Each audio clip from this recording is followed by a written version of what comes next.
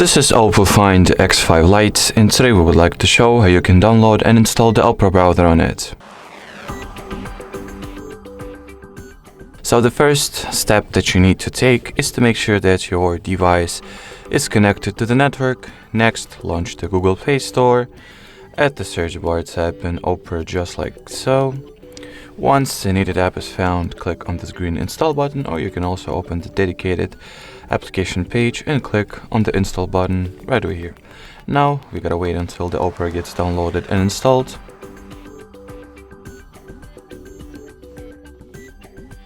After that, we can simply launch the Opera, and while opening it for the first time, we gotta undergo the very simple setup procedure. So in here, tap on this blue continue button, then choose whether some of the options will be enabled from the start. I'll enable ad blocking, enable checker blocking, and skip setting Opera as my default browser step. Finally, there is this page that provides you with an opportunity to either customize the permissions and access that you're going to grant to Opera, or you can simply allow everything that it needs and start using the browser. Alrighty, so that will be pretty much it for this video, guys. Thank you so much for watching, and bye bye.